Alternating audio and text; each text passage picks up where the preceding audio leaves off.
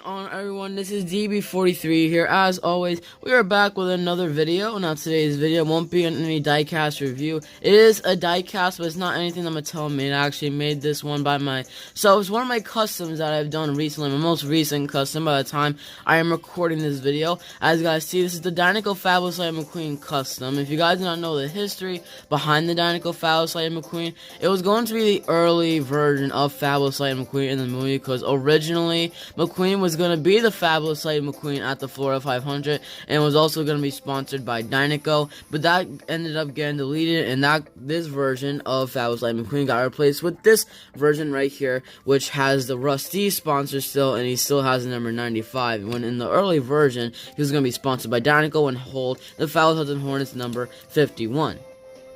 And if you do want to see more of that, you can check it out in the car street deleted scene More Than You Paint, which by the way is my favorite all-time deleted scene. But before we get a little bit off topic, let's get right into this video. Now, I don't think it is the best it could have possibly been, in my opinion, because I am lacking a few details. As you guys see, I am missing a couple of the 51s on the roof. I don't have the 51s on the corners right there. Everything else pretty much is in the right spot. I'm pretty sure I got everything else that should be on this Fabulous Lightning McQueen, except for the tiny little Piston Cup logo that's like old school style. So I looked on images online, there is one right there, but I didn't add that on because I couldn't find it at all. But these are like the main features that really made the Dinoco Fabulous McQueen stand out, so that's really all I focused on, and I did the best I could. It took me a whole day to finish this. I'm still very happy with the finished project, even though it's not the best it could be. I'm still very happy about it because I've been wanting to do this custom for a while now, and since I had a spare Fabulous Lightning McQueen that I found, I figured it'd be the perfect opportunity to make a Dinoco Fabulous Lightning McQueen custom.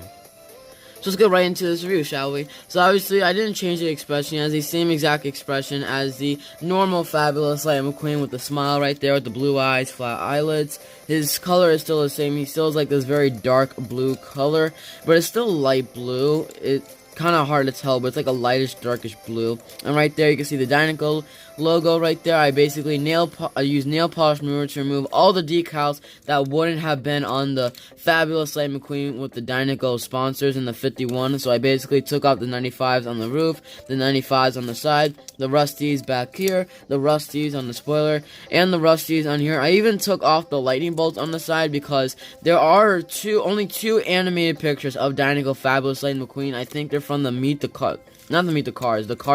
The Art of Cars 3 book, and if you look closely, McQueen actually does not have the lightning bolts on the side of him, and I find that kind of unfortunate. Like, if it wasn't, I kind of wish that they still had it on there, but if you look on those pictures, he does not have the lightning bolt on the side, which I find a little bit unfortunate, but I did have the nail polish remover that off too.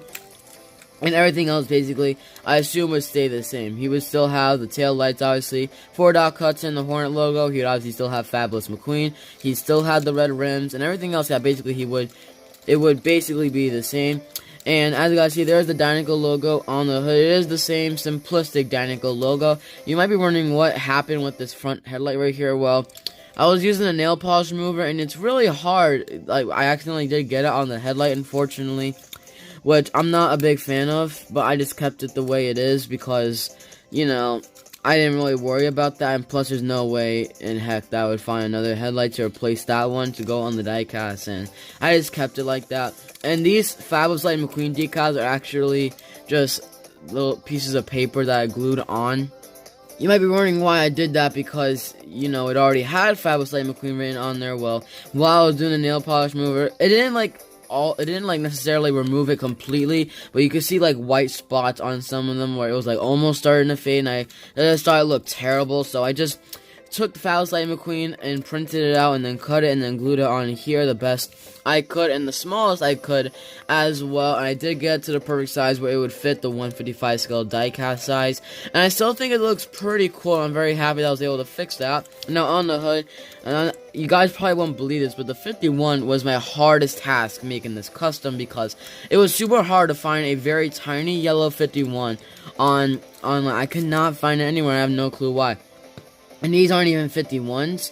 because I had to search up 1 through 100, and then I just went through the numbers, and I basically printed it out on the smallest size, and it turned out for the numbers to be so small, and then I had to cut out 2 5s and 2 1s. I was gonna cut out, and it didn't even have like 4 5s and 2 1s because of the number it went to, but I was only able to get 2, and I figured since I only got 2, I might as well just put 1 on the front and 1 in the back. I know it doesn't look the best, but trust me, this is a lot harder than you think, and this isn't even a yellow 1 and a 5, you know? They're just colored in yellow because that's what I had to do, unfortunately. And it was really hard putting them on as well, since it's like so tiny. It's like super hard to get onto the paint, so that was definitely my hardest task out of all that, if you really don't believe me, but it really was the hardest task. And I was very happy when I finally got half of it done. We have the light McQueen signature on the roof edges right there. It's not on the other roof edge. And right there is pretty much the only other changed decal. Back there you can see a nice Dinoco logo, because in the pictures that we got, he did have the Dinoco logo on the back right here.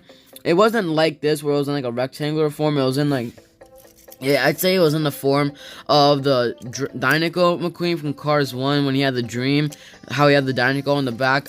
It was more so that, but I couldn't find that, so I went with this Dinoco logo, which I think still looks really cool. And on the back, I pretty much kept the same decals, except I took the 95 off on the corner, and the Rusties on the top I just removed. So it still says Hornet and 4 Doc Hudson.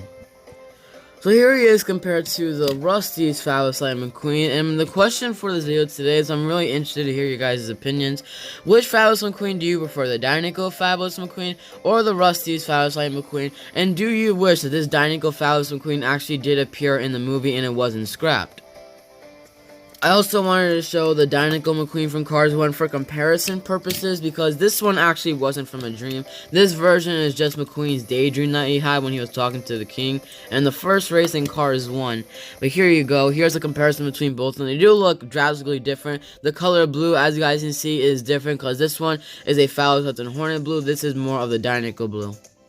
So that will basically be it for my review of Fabulous Light McQueen here. It was really fun making this custom, and I think you guys should try it as well, because it's really fun to make. And for you, those guys who actually did want to see Dinoco Fabulous Light McQueen in the movie, and probably would be a very fun custom for you to make as well. And it was very enjoyable for me to review as well, and I figured it'd be a great review as well, because I know a lot of people would love to see a Dinoco Fabulous Light McQueen as a custom. So hope everyone did watch, enjoy this video. Thank you guys so much for your crazy support recently. I'll see you guys all next time in the next video. Make sure to rate my custom on a scale of 1 to 10, because I really want to hear you guys' opinions and some stuff I can improve on it to be a better customizer in the future. And I'll see you guys all next time. Peace out.